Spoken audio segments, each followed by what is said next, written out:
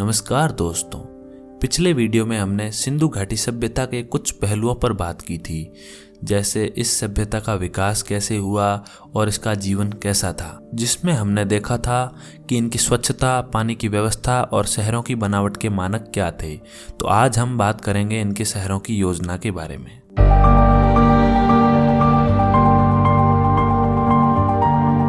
हड़प्पा नगरों की मुख्य सड़कें आमतौर पर उत्तर दक्षिण और पूर्व पश्चिम की ओर उन्मुख थी। ये आमतौर पर हड़प्पा बस्तियों को ब्लॉकों में विभाजित करती थी, जिसमें संकरी और टेढ़ी मेढ़ी गलियां थी जो मुख्य सड़कों से निकलती थी।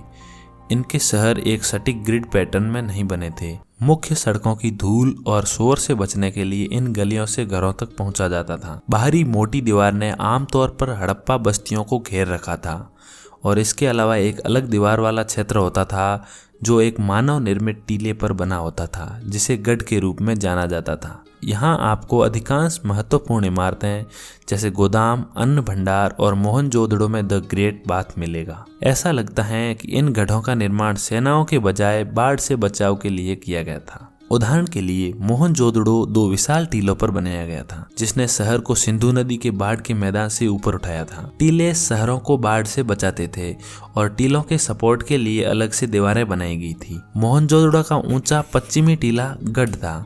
यह मैदान से लगभग 13 मीटर ऊपर है, जबकि एक निचले पूर्वी टीले पर निचला शहर था। इस निचले टाउन में 40 से 80 हजार लोग रहते थे। इन टीलों के निर्माण में काफी निवेश लगा था। अनुमान है कि इसे पूरा करने में 10,000 श्रमिकों को लगभग 400 दिन लगे थे। जब शहर की स्थापना की गई थी तो पीने के पानी की आपूर्ति के लिए लगभग 700 ईंटों से बने कुएं बनाए गए थे। शहर के अस्तित्व की कई शताब्दियों के दौरान कोई नया कुआं नहीं बनाया गया था, इसलिए शहर के संस्थापकों ने इनका निर्माण करते समय शहर के विकास को ध्यान में रखा। हड़प्पा के कुछ शहरों में हमें सार्वजनिक बैठने और छाया प्रदान करने के लिए सड़कों के किनारे ईंटों के चबूतरे और पेड़ों के अवशेष मिले हैं, और हमें बड़े बड़े कूड़ेदान भी मिले हैं जो जमीन में आधे धंसे हुए हैं, जिनमें संभवतः कूड़ा कचरा फेंका जाता था, जिसे बाद में पास के डंप एरिया में ले जाया जाता था। रोसेटा स्टोन या बेहिस्टोन शिलालेखों के बिना हम कभी भी मिस्र के चित्रलिपि या मेसोपोटामियन क्यून फार्म को नहीं समझ पाते, जिसने हमें उन दोनों सभ्यताओं के बारे में जानकारी का खजाना दिया है। हड़प्पा लेखन को समझने के लिए हमारे पास ऐसा कुछ भी नहीं है जो उपयोगी हो, इसलिए इसे आज तक नहीं पढ़ा जा सका है। हम सभी को उन छोटे शिलालेखों के साथ काम करना है जो वे इन छोटे पत्थरों की मुहरों पर पीछे छोड़ गए हैं। हर मुहर में दो चीजें होती हैं, एक आमतौर पर जानवर की छवि और एक शिलालेख। मुहरों पर सबसे आम छवि इस यूनिकॉर्न की प्रतीत होती है। ये पुरातत्वविदों के शब्द हैं, मेरे नहीं। इस यूनिकॉर्न को जानना थोड़ा मुश्किल है। हमें हजारों हड़प्पा मुहरें मिली हैं।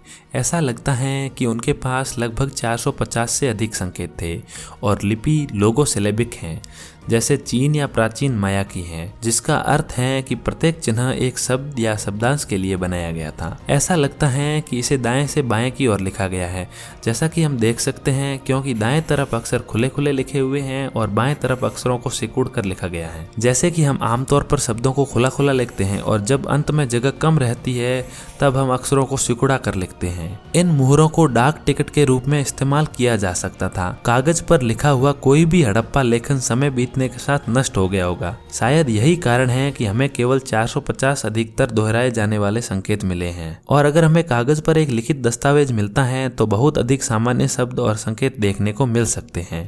हड़प्पा के लोग ज्यादातर किसान और चरवाहे थे। जौ और गेहूं इनकी मुख्य फसलें थी, और हम हड़प्पा वासियों के साथ दक्षिण एशिया के कुछ मसालों की शुरुआत देख सकते हैं। उस समय लहसुन, हल्दी, अदरक, जीरा और दालचीनी उगाए गए थे। मवेशी और भैंस इनके सबसे महत्वपूर्ण पालतू जानवर थे। इसी के साथ भेड़, बकरियां, मुर्गियां और यहाँ तक कि हाथी भी पालतू हो सकते थे।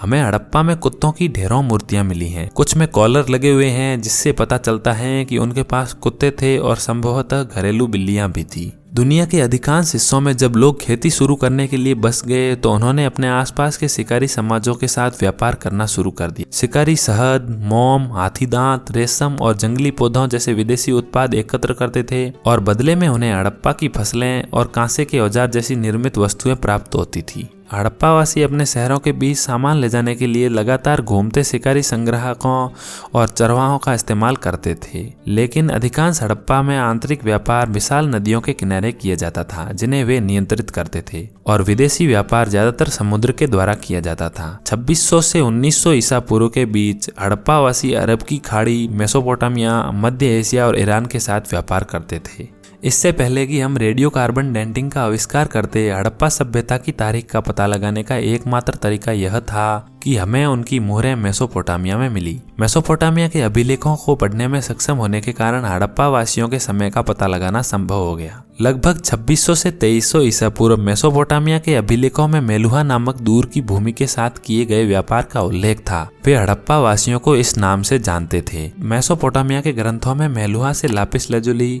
सोना, चांदी, तांबा, लकड़ी, हाथी दांत, कछुए, मुर्गे, भैंस, मोर, कुत्ते, बिल्ली और बंदर के आयात का उल्लेख है। मेसोपोटामिया में हड़प्पा के साथ व्यापार के संबंध प्रतीत होते हैं, लेकिन ऐसा लगता है कि मेसोपोटामिया के व्यापारी कभी खाड़ी से बाहर नहीं गए, जिससे पता चलता है कि हड़प्पा वासी बेहतर व्यापारी और नाविक थे। उस समय वे इमारती लकड़ी और जंगली जानवरों जैसे भारी सामान की शिपिंग कर रहे थे, जो यह भी दर्शाता है कि उनके पास बहुत बड़े जहाज थे। हड़प्पा क्षेत्र में बहुत कम मेसोपोटामिया की कलाकृति दिखाई देती है, इसलिए हमें इस बात का कोई अंदाजा नहीं है कि हड़प्पावासी अपने सभी सामानों का व्यापार किस लिए कर रहे थे।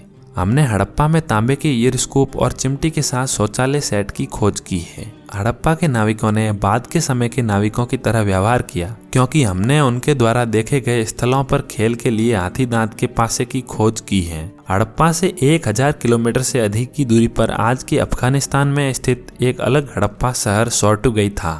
हमें वहां हड़प्पाई मोहरें मिली हैं और हड़प्पाई अनुपात का उपयोग करते हुए ईंटों से हड़प्पाई डिजाइन से बने घर मिले हैं। यह एक हड़प्पा उपनिवेश था। हड़प्पा के लोग सोर्तुगई का इस्तेमाल पास की लाजुली खानों को नियंत्रित करने के लिए करते थे। इसने हड़प्पा वासियों को लेपिस लाजुली की प्राचीन दुनिया की आपूर्ति पर एकाधिकार करने की अनुमति दी।